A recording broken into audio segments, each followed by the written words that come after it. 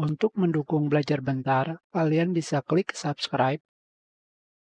Selamat datang di Belajar Bentar. Sekarang kita akan membuat variabel global di Godot Engine. Langsung saja, kita akan membuat project baru. Namanya adalah variabel global.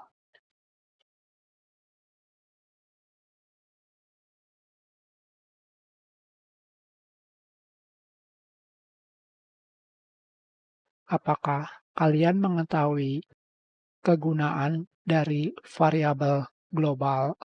Kegunaan variabel global agar variabel tersebut bisa diakses pada skin manapun di dalam project game. Misalkan,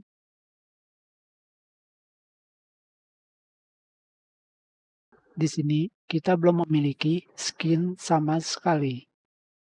Kita buat jalankan game.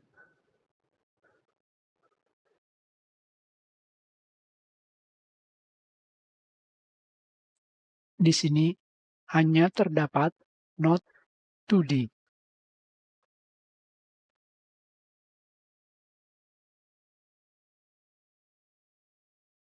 Sekarang, untuk membuatnya, kalian bisa menaruh variabel global pada folder atau tidak, terserah kalian.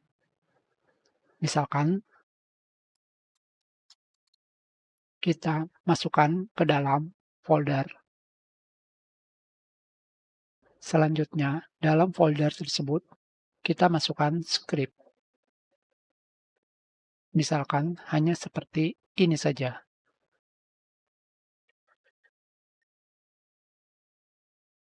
Untuk nama, bisa terserah kalian.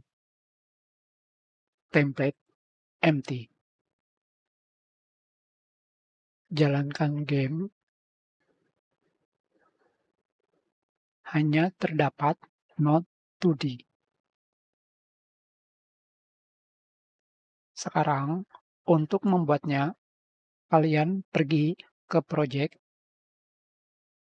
settings, pilih tab globals, pilih path-nya, yaitu tempat penyimpanannya, dan open. Selanjutnya, berikan nama. Tentu saja nama ini dari nama file. Pilih add. Centang global variable. Close. Ketika game dijalankan, sekarang di sini muncul global variable. Hanya seperti ini saja.